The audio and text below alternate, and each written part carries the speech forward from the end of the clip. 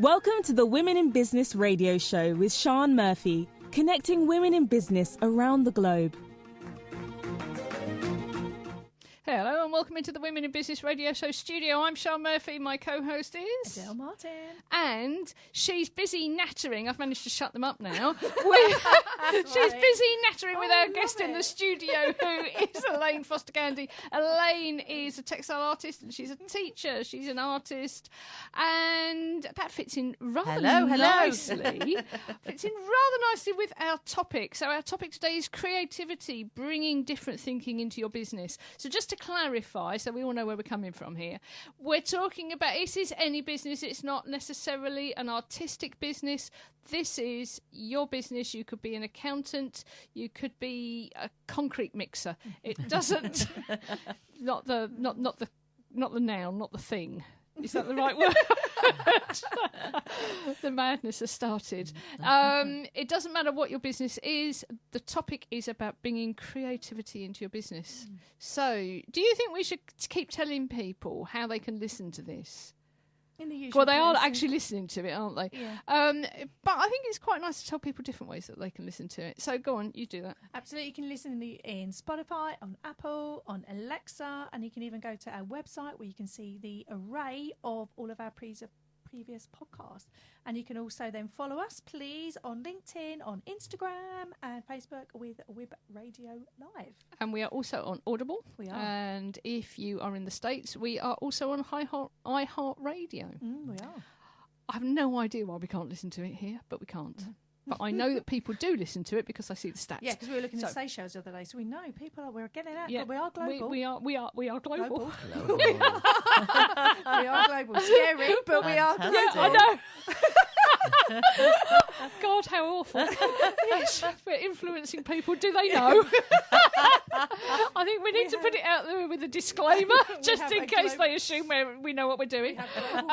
Global reach. Okay, so creativity, bringing different thinking into your business. What do we mean by that? You see, I've said this, I don't know what to say now, so I'm just going to ask people. What do you think? Bringing different thinking into your business. For me, it's just looking at things so differently, and I just feel over the last 3 or 4 years we just keep dumping the problems and then just forcing the solutions.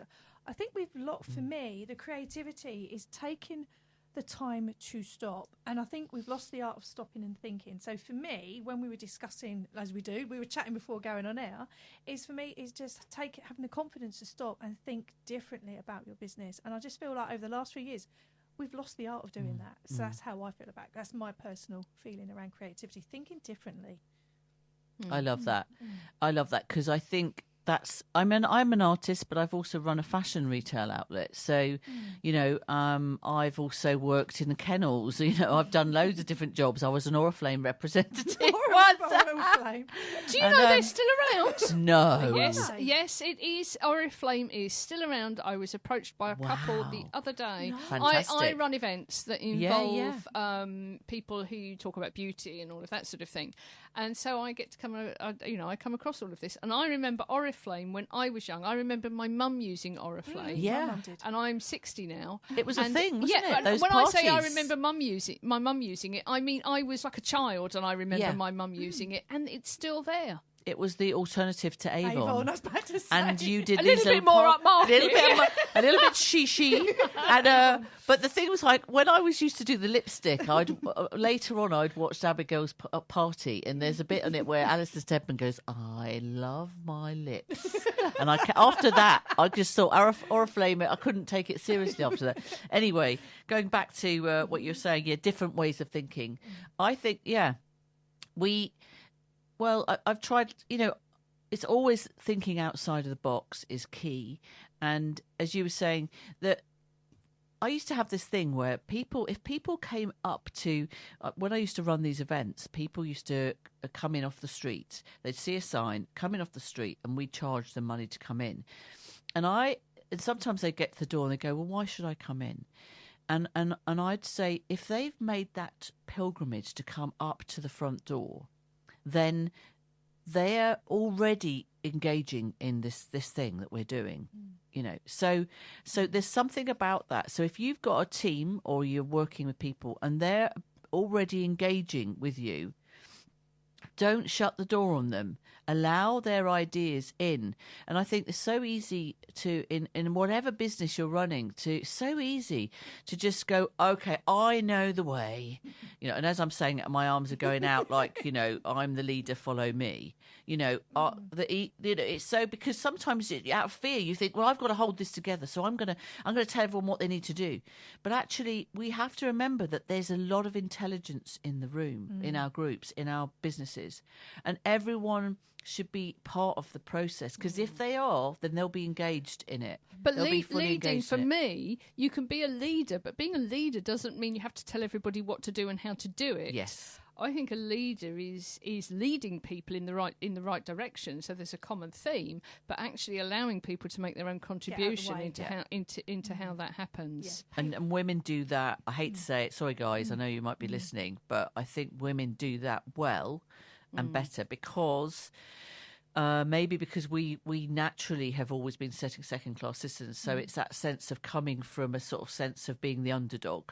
So we kind of look out for the underdog and let people speak. And I'm inclusive arts, so it's important to let people have a voice.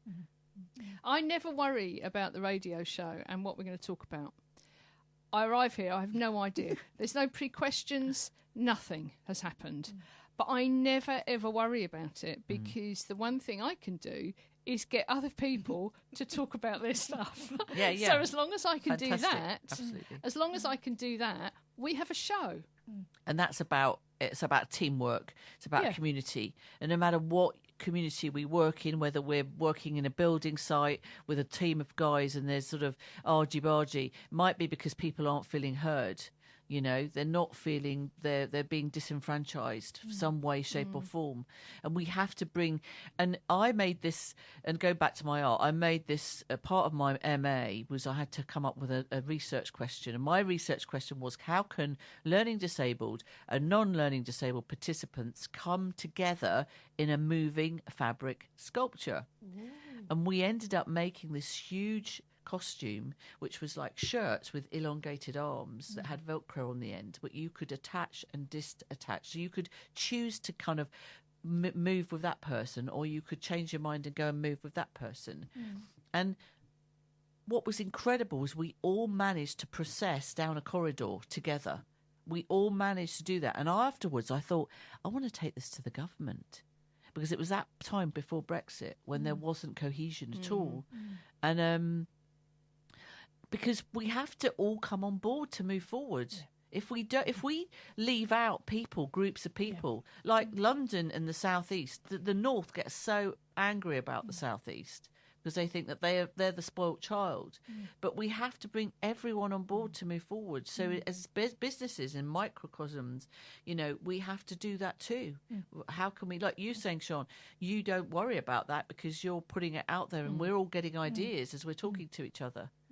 So, bringing different thinking into your business, I think different thinking is sort of creativity. So we're not talking about the art, we're not talking about the imagery, we're not talking about the words, the copy or anything like that. We're talking about thinking, having a different approach and thinking differently, and perhaps changing direction. One thing that I would like to bring into this, and you mentioned Oriflame, is bringing different thinking into your business. I would like people who are running those businesses, and I'm calling them businesses, to actually think of them as businesses and approach them as businesses and be allowed to approach them as businesses.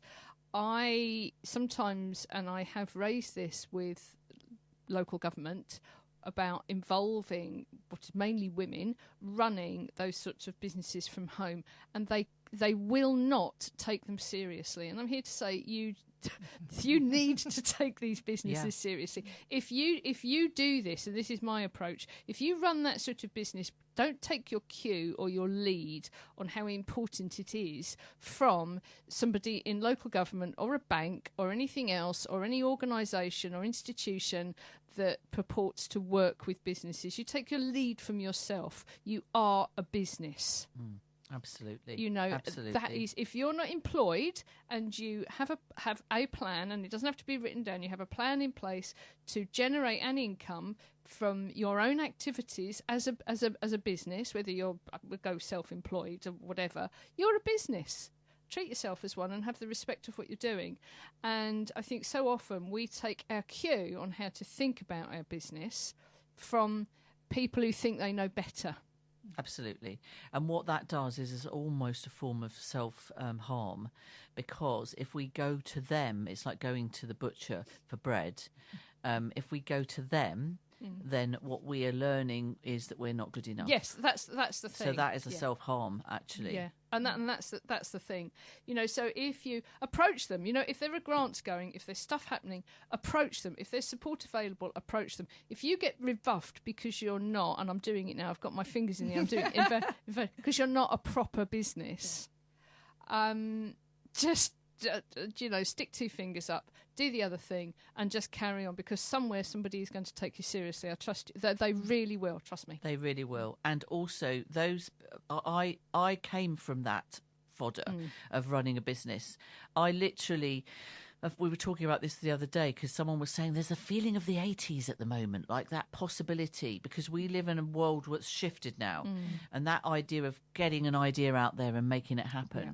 But she was talking, we were like, because I was in Hastings the other day, and all those lovely, great independent shops. Yes, yeah. You know, and that's what we need, that creativity on the high street, those independent shops that are all people are doing their own things, supporting each other as a community, you know, and it's really important today that we do find a way, because as a child, I had an idea and I said to my mum, I want to do a jumble sale in the back garden, and Mum said, okay, well, where are you going to get the stock from? I said, well, I'm just going to go and ask the neighbours. So I went round the neighbours, got all their left, you know, bits and pieces, and put posters up along the street and charged people a penny to come in, and I sold it back to them.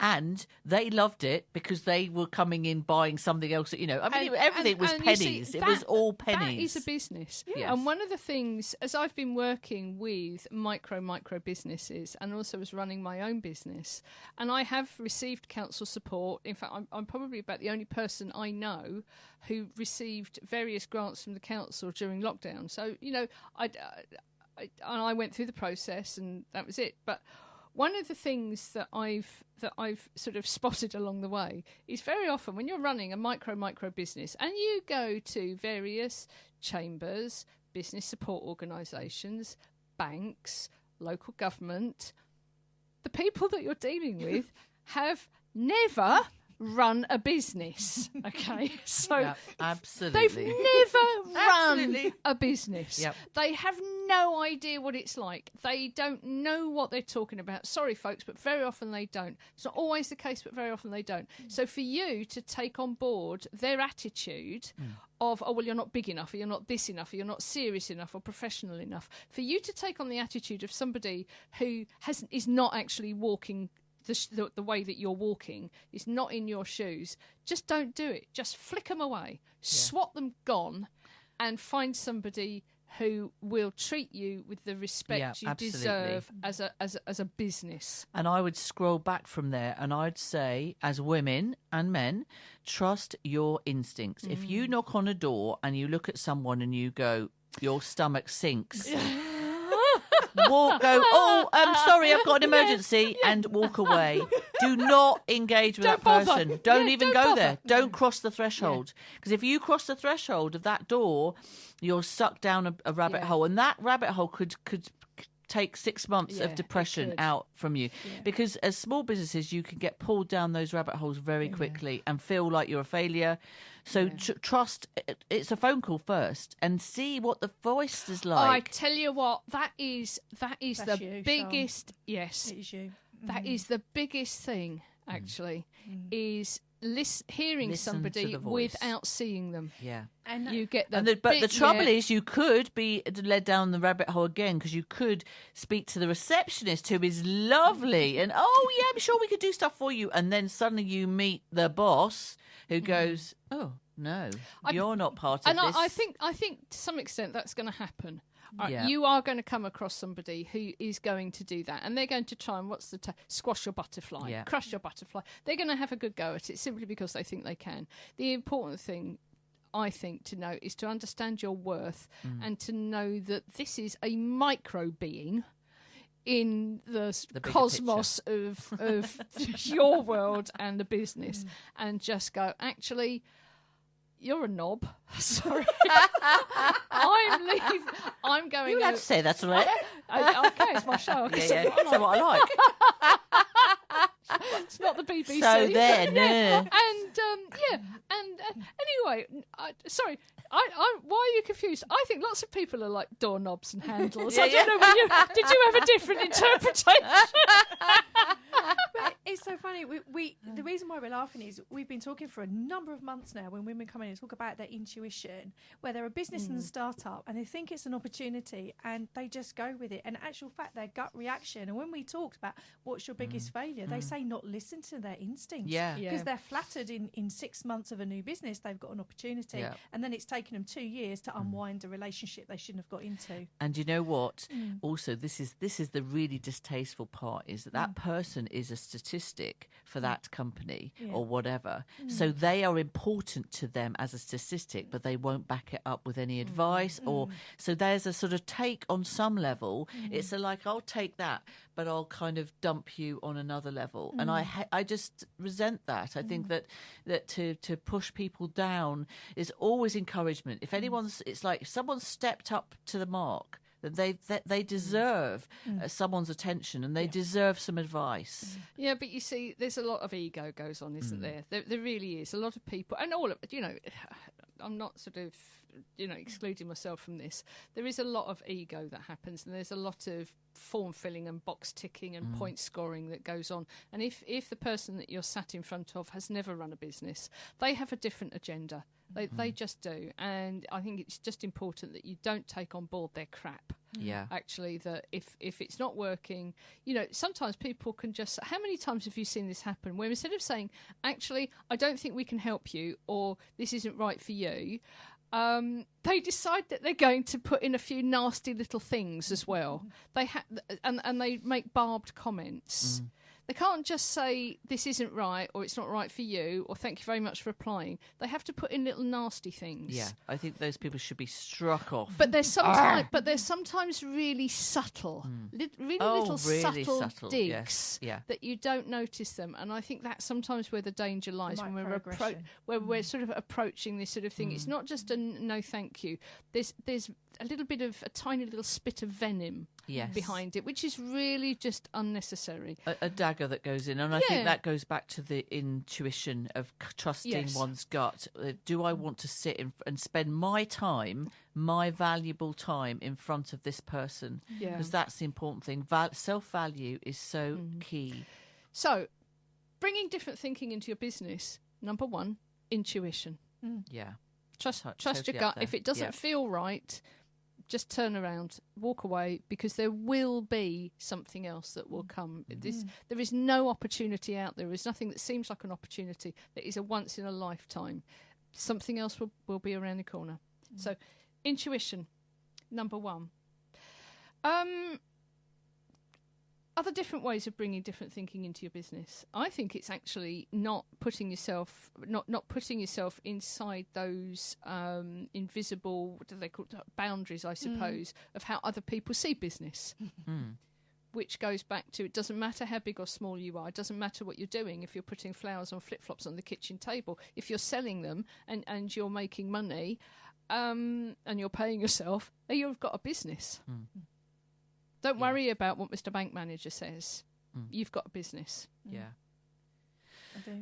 I do. And again, sometimes if you are a woman, perhaps you've had a employment and then you're moving into business and employment, and your family see you putting those on, then sometimes actually some of the pressure you get is actually within your home, where perhaps they're not seeing that as that business, and sometimes the battle actually begins at home before you even go out to business. So again, it's coming back to explaining about that creative thinking, which, and again, if I'm in that moment, you have that space working from home or where you work.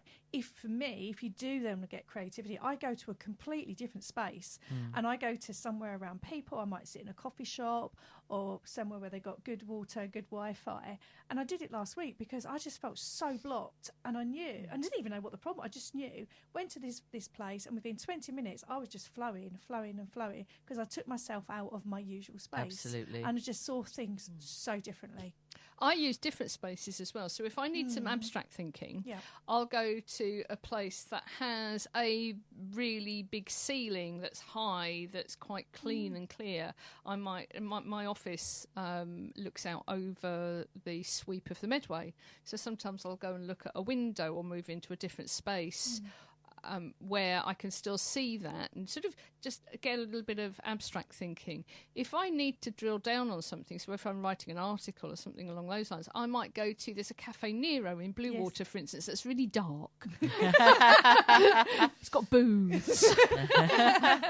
Booths and darkness and that sort of thing. It's a bit like a 1960s cafe that I used to go to up in Soho with my mum, where it was all booths and darkness and little carafes of wine on tables and spag bowl. Well, you're talking about boundaries again, coming into a space. Space has an influence on us as business women and men. So it's that finding a space. I am a great believer of that. And also I'm a great believer of, if you want to have expanded thinking, I sometimes will hire, go into a hotel lobby, a beautiful hotel that's abundant and gorgeous. And I will dress up and I'll take my laptop and I'll work there because that's about abundant thinking. And that's what we have to do, is sort of, think abundantly. Exactly. There's one just outside St Pancras. I can't remember what it might be. Something like St Pancras International. I can't remember. But there's a hotel actually. You can get through to it in St Pancras Station up in London. Sorry if you're in the Seychelles, but I'm sure you have. I'm sure you have even more beautiful spaces. Oh yes. And I wouldn't say it's the most opulent. It is nice actually, but it isn't the most beautiful space. But they're sort of already geared up for you to do that, because I think that when I've done that and I've taken myself to an amazing space, but I also need to work on my laptop and I can't get online, or I can't do this, or I can't do that, or the table's wrong, and suddenly I can feel myself getting crosser and crosser and more frustrated because I can't get done what I want to do. It's Claridge's, because I used to work in the city, and sometimes I wanted to get out the stuffy boardroom, and I would just go and sit, because I knew the Wi-Fi would work and they knew me. Hi Adele, you having a moment? Yeah. And I could sit in Claridge's because like you, that opulence and watching people go by, and it just then unlocks that. And it's almost like it's there's actually a different world out there, and there's different stuff happening, and there's different people, and there's different things just going on, and the noise of a cafe, and the minimal risk that it has happened to me actually, where you've taken yourself off somewhere and you think, okay, now, hello, I haven't seen you for ages. And I'll go, oh, hi, who are you? But the other side of that is that you could find yourself been on a train journey and decided to kind of upgrade to the to have the the first class and have the food, the restaurant cart, and then being sat next to 4 women, and oh my word, the most amazing conversation. One was a lawyer. We troubleshooted and we talked about ideas, and it was so rich. And I thought, wow, that was a great bit of networking. So there's lots of great opportunities. You just always come across people. To get different thinking. Listen to your intuition. Get into a different space. Meet different people. Meet different people. Go out to different organisations. Have different conversations. Listen to different things. Perspective. Take part in things. One of the reasons that I really like Substack, and we have literally only just started on it, is that it gives you the opportunity to tap into artists, writers, business people. It doesn't matter who it is.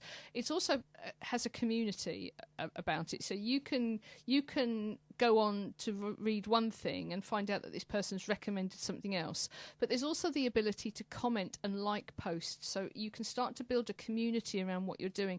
But that also means that you can find a different community and you can find different opinions. And it's not like Facebook or Twitter yet. Yes. I'm hoping it doesn't become like that. It seems at the moment to be sort of genuine comments, not nastiness or jealousy or. So I haven't used Substack stuff. yet. I haven't used it yet.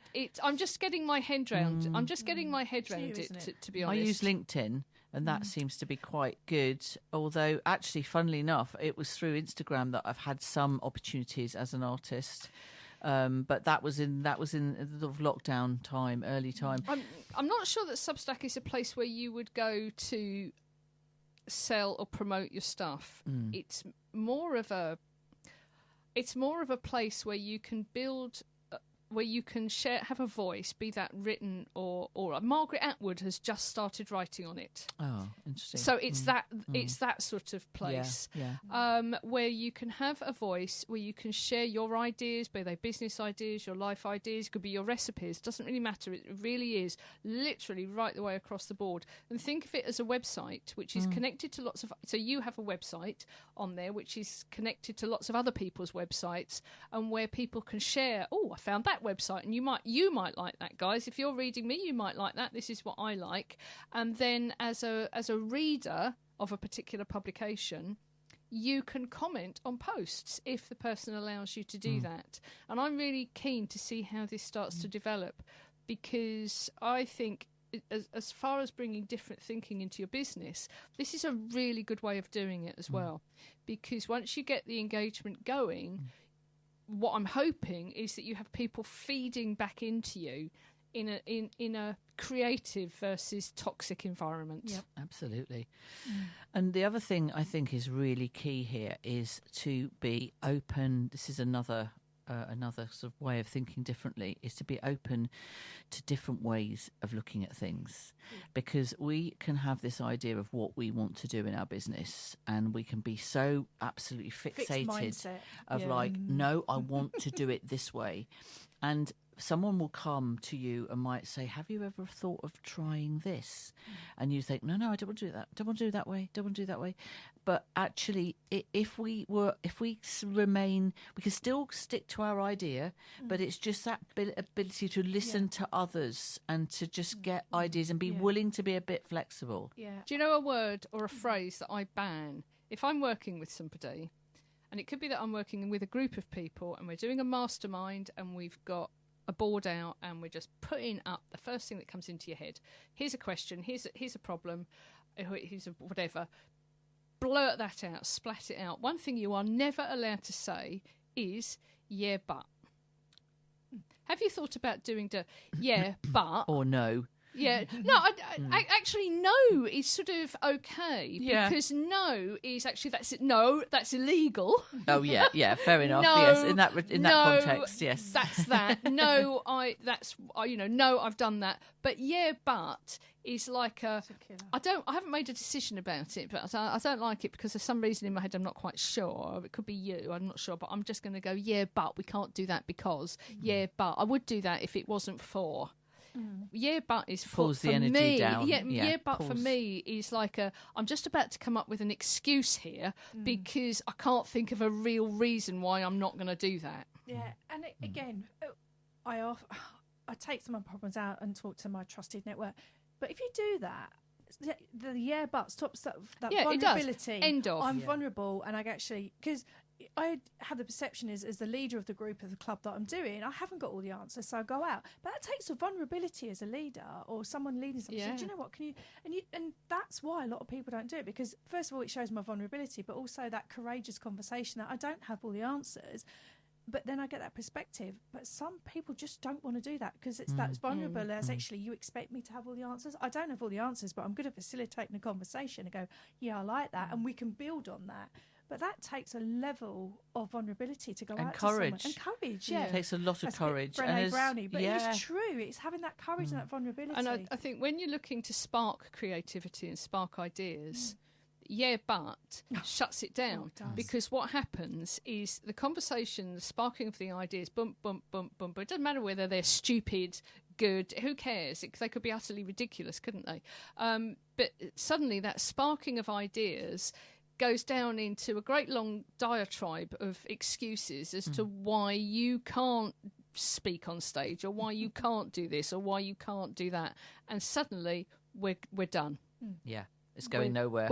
We're done. The energy's We're dipped right into the ground. Yeah. It's a list of stuff that is not going to. A reason Yeah. why something can't happen instead of why it could. Definitely. Or actually ask the question, but actually I don't want your answer. I just want you to tell me it's, you know. Yeah, I'm right. I'm right. You know, and I say to somebody, well, why did you bother asking then? Yeah. Because if you think you're right, well, I wanted you to tell me I was right. Yeah, but I don't think you are. Well, I'm right. Well, don't bother then. But why ask me the question when you don't actually want to hear the answer? That happens quite a lot. What do you think about so and so? And I'll say, do you want an honest answer? Do you want me to be nice or Or kind? do you want the smiley answer? Yes. yeah. Nice, I say, do you want me the nice answer or the kind answer? Yes. So, intuition, brainstorming without, what's the word? Brainstorming without judgment, actually. Yeah. It's just out it comes. Because I think sometimes when I've been looking at things, sometimes out of the most ridiculous suggestions that I've come up with or other people have come up with, and your initial reaction is, yeah, what? Out of the most ridiculous suggestions come those little nuggets, because our brains don't always tie the dots together in a sensible way. They just blurt something out. Blurts. That's what we need, is blurts. Blurts. Yeah. And Yeah. and Being to be- allowed to blurt. Absolutely. Yeah. And to build on that, I call it the 5 whys or the 6 whys, because sometimes we think we've got a problem and we just go 1 or 2. And for me, to get to sometimes we don't spend enough time on the true root cause of the problem. And I think you go down, well, why is that? Why is that? And I try, have I gone down 5 or 6 times? Because otherwise we just jump straight into solutions. So I always do 5 or 6 whys. So I actually make sure I don't lose time, money and energy on solving the wrong problem. Yes, that. So actually, getting in a nutshell, if you want to bring different thinking into your business because you have an issue, you have a problem. I think actually knowing what that nutshell problem is one of the hardest things. Yes. It actually asking the right questions so that we have the right problem. Yeah. And we don't get to problem definition anywhere near as we should do. Yes. And spend a lot of money, time and energy Yeah. on a solution that, it didn't work. No, it didn't. Because it was the wrong problem. Yeah, you've got the wrong statement. You're trying to solve the wrong problem. And I think that always has to be. And I think questions generally, we ask ourselves questions for everything, don't we? If we're going to step off the pavement, our brain's going, which foot should I step off with? We're always asking questions, and it's just about becoming, I think, conscious of those questions and asking the right questions. And I think there are all sorts of publications that can guide us through Types of different types of questions that we can ask to spark different thinking and creativity. Elaine, you mentioned you've mentioned very quickly in another show, and also in some of the information that we've got about you, because we're very nosy, about Julia Cameron and the Artist's Way, and that's a technique that I use. I don't use it as religiously as I should do, actually. Every now and then when stuff's starting to disappear down into a black hole, I go, oh my goodness me, hang on a minute, I'll get my pad out and do that. Yes. So I think it's an amazingly simple and important technique. I think it's something you can do right now, although it's done best in the morning, isn't it? Where all you need is a pen and some paper, and you don't have to do anything else. There's nothing to learn, there's nothing to listen to. Can you just tell us, seeing as you've mentioned that as something that you, as one of the books that you like, what it is that you find useful about that and how it fits into bringing different thinking into your business. I'm assuming it does, actually, because I sort of know. So how do you think that morning pages can help? Yeah, I use morning pages, but I don't use it necessarily as writing. I find that as a creative, I get blocked a lot. And I think because it's a bit like, you were given the gift of creation, but we're going to block. We're going to block you so that you learn how to unblock yourself constantly. It's that sort of thing of. So I think as human beings we do get blocked, and we can fall down those rabbit holes that what we've been talking about. You could go and knock on a door, and someone would go, "Oh, you're not a small business. No, you don't tick the boxes," and then down you go into rabbit hole. I'm not good enough. So I think. Out of that is the way I use it is, yes, I do lots of writing and I can do that. So I'll start writing a process of just where I am, like that, as you say, that blur of, it might not be anything. I think we ought to explain what morning pages is. Yes. So I'll do my one and then you do your one because you do it differently, don't you? So for me, morning pages is you get your pen, you get some paper and you write out without thinking, without judgment, without punctuation, just blurt out 6 sides of A4 written. Yeah. And you just don't think about it. You just scribble. You don't do less than 6 sides because it is, I find, in the last sort of half a page that actually some little pearls of wisdom start to arise, some little sort of realizations. If you do more than 6 pages, you start to sort of focus a little bit too much on yourself and it can become a bit overindulgent. But it should ideally be the first thing that happens when you get up in the morning. It clears your head. All of that crap that's swirling around is now down on the paper and gone. That's my understanding. Yeah. That's what Julia Cameron does. Yes. And being an artist and thinking things out the side of the box, I've taken that into a different area. So what I do is there are tools to unblock, and that's what I use. And I do teach some of this stuff as well. And what I do is I'm interested in left and right brain. So I will, with students, what I do is I get them to close their eyes and draw with the left and the right hand. I get people, I personally dance madly to some track in the house. I'll just get up from my whatever I'm doing. If I'm stuck, I'll put on a track that I like and I'll just go for it. And I'll scream, jump, arms in the air, jumping, whatever. Just get into that space because it's about breaking out of, I think what Julia Cameron's trying to do in this is that sort of unblocking. It's like a sink. You've got a sink that's blocked. How are you going to unblock it? You need to kind of poke something down and shake it up a bit. Or get a plunger and suck it out, So it's that. So how can I do that? So as an artist, I do it in lots of different ways, and I use lots of different tools. So I'll do automatic writing, left and right hand. So what's automatic writing? So automatic writing is when you basically, the idea is you use your left hand, your right hand, left hand. You're doing what you talked about, just allowing a stream of unconscious thoughts to appear on the page. But if you allow it to just keep going, you almost can hit a kind of spiritual moment where you can get answers. So you could then ask questions. So this is lots of artists have used this technique. Actually, the surrealists worked with this a lot. The left and right brain hemispheres, because in the middle of that the middle of the left and the right brain, there's a sort of sweet spot, if you like, and that's a sort of point of kind of intuition, sort of instinct, So that's sort of playing with that, finding that getting some answers, but you have to free it up first. So like the unplugging the sink, you've got to free it up so that the water flows. I've got a question, and it's possibly what we should have asked at the start, and this may be trickier than it sounds at first, which is, how do you know that you're blocked?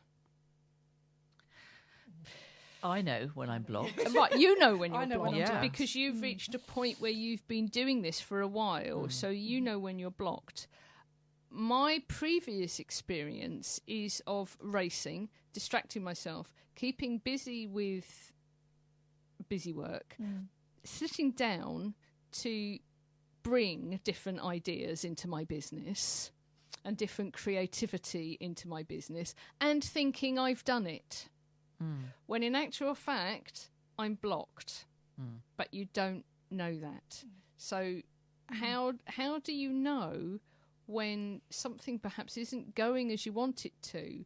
Not because you're useless or stupid or don't work hard enough. When you were talking about the pushing and pushing and pushing, and I'll just do more of this and everything will be fine. But how do you know when your creativity is blocked? Again, linking back, I know because I start forcing things. I crowbar things in rather than sitting back and flow. So as soon as I start, and sometimes you think block means sitting because you're stuck. No, I'm the contrary. I will force. And then that's what I've learned, especially this year. I'm blocked, sit, go somewhere else and flow. So if I go from flow state to force state, I am blocked. And that's what's happened to me last week, which is why I took myself off. But I recognise it now. I recognise, I can feel the veins in the neck. Right, okay, I need to go somewhere. And then I just sat, and then I got back into flow state. That's how I know. I actually speed up rather than slow down. When I'm blocked, I speed up. I think that for me is such that in a way is the crucial question, because I think so many people are not doing stuff to build their creativity or boost their creativity because they don't know. It's like you don't know what it is you don't know. So for such you, a good question. For you, it's you're going faster and faster. You're doing more and more, but still nothing is changing. Nothing's I'm changing. hamster wheel. I'm on the hamster wheel. Yeah. Is that the same for you, Elaine? It's I've got loads. Mine's like going too fast. Mine's feeling feeling depressed. Okay. Getting a headache, of one migraine. My body's going, you need to stop. You need to stop. So my body then gives me something to stop myself. So I stop. Okay. Cold, flu, achy, illness, tired. Right. Okay. Okay. And 100. There's lots and lots of different ways that I can block. I can feel blocked. And but all of what you've said, like too fast, too slow, procrastination. Yeah. Oh, can't be bothered with this. I don't know. Just I'm fed up with this. I think we've probably just hit the key thing here, is knowing, understanding that some of the symptoms that you're dealing with are a sign that somewhere inside are some pearls of wisdom and creativity that the universe is trying really, really hard to get out and into the world as part of your business. That this is perhaps your mission. This is what you're supposed to be doing and your purpose, but you're not doing it because you're too busy shoving things in a different direction through a business plan or whatever else. Yeah. Okay, so just not feeling right, feeling stress, feeling fear, too much work, loads of work, not enough results, not getting anywhere. Knocking on a door as well. Knocking on a door constantly and not getting any doors open. And then suddenly a door will open on the right there that you never expected. But and you're like, not looking at it. I didn't want to go in that door. That door's not good enough. No, what are you doing over there? No. And that's the universe going, it's through that door. It's that door there. Okay, so let's just say that you've got all of those symptoms and you're listening in now and you're thinking, hey, that sort of sounds a little bit that sounds a little bit like me. Now what? Because if you don't have this massive spiritual toolbox available to you, or loads of business gurus, because ultimately it sits with us, doesn't it? It does. More and more people coming in and telling us what to do or how to do it isn't actually going to help, is it? In fact, all it's going to do is add more confusion, is add more things into the pot of possibilities. So you're feeling like that. What do you do? If you're feeling like that and you're out there now, what do you do? Well, everyone can make a list right here, right now, with a self-care list. Everyone could do that. And go on, do it. Pick up the pen. Start. Do it now. And make a list, a little list of it's like a menu of things that make you feel good. Because when you feel good, you can start. That's the process of starting to unblock. You can do the pages. There's lots of things you can do. But if you feel better in yourself, you are going to have more success. You're right. I think the next one, and I want to sort of, we're running out of time, and I think we could probably talk about this for ages, actually. I think you need to clear the decks and get the crap out. Yeah. So for me, I would just sit and write. So self-care list, absolutely. And I would never have put that at the top of my list. So thank you. Do your self-care list. Sit down. Go somewhere different to do notebook, it. paper. Yeah. Sit down. Every piece of crap, words, doesn't matter what it is, just vomit it all out. Don't organise it, just vomit it out.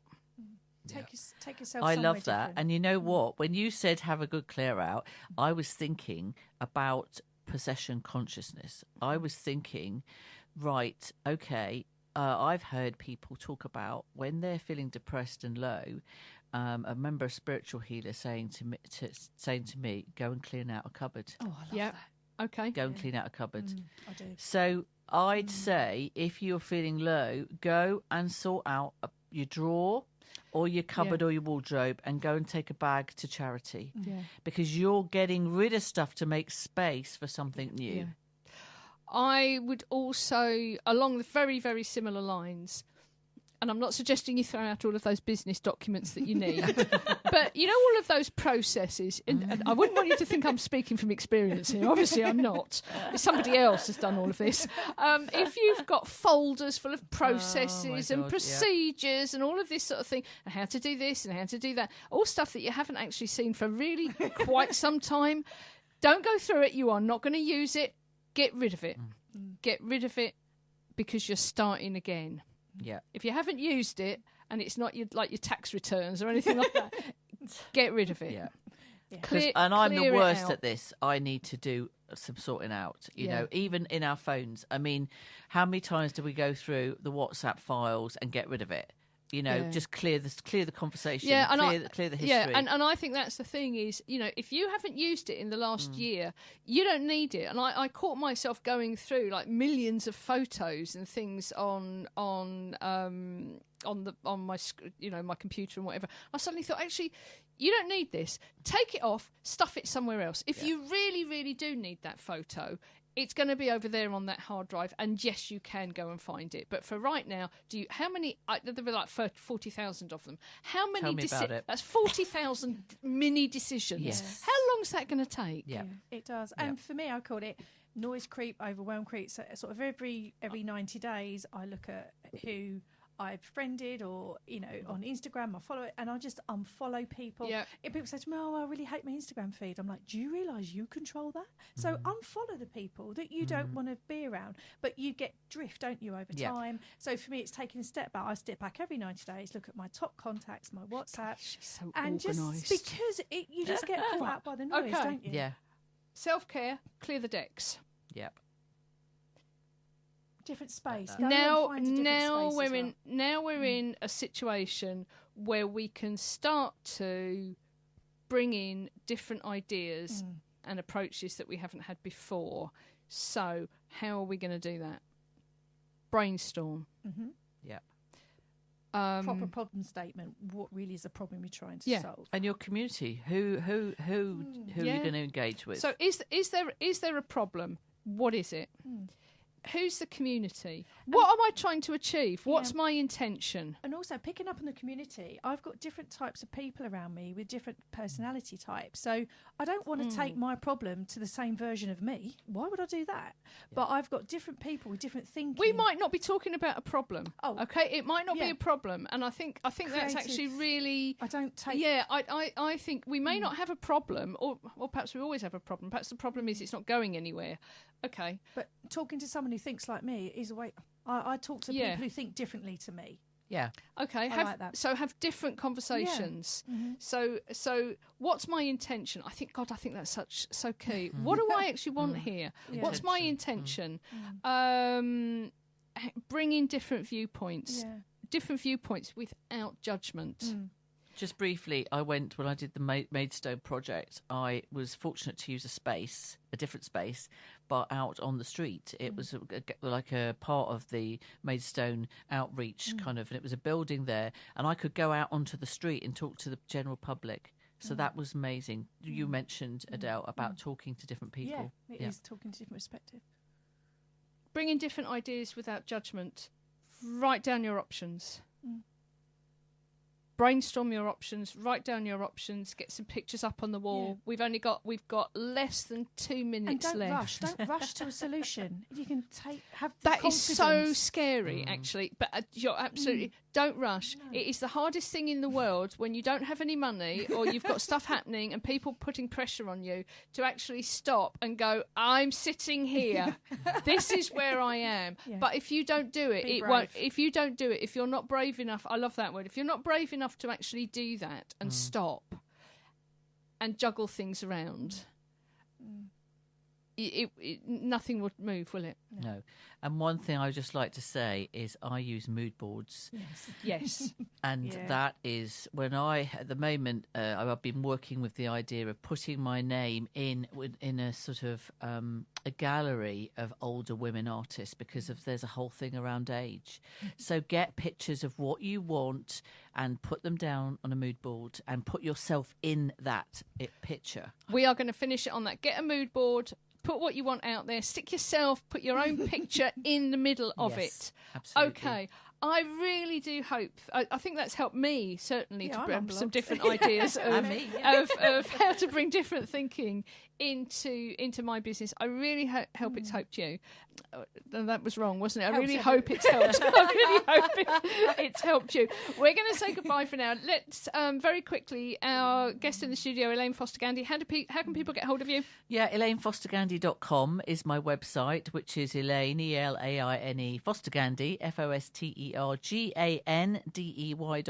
and on Instagram, hashtag FosterGandey, spelled Gandey. Been a pleasure, Sian and Adele. So I'm Sian Murphy. My co-host is Adele Martin. You can find us on Twitter, Instagram, Facebook, LinkedIn, individually, together, showing off, doing whatever we do. Yay. And on our website, the Women in Business Radio Show.com, and now on Substack. So we are checking out for actually until after the new year. So it's we will see you back in 2023. You take care. Bye. Bye. Tune in next week to the Women in Business Radio Show for more stories, ideas, and inspiration to help you grow your business.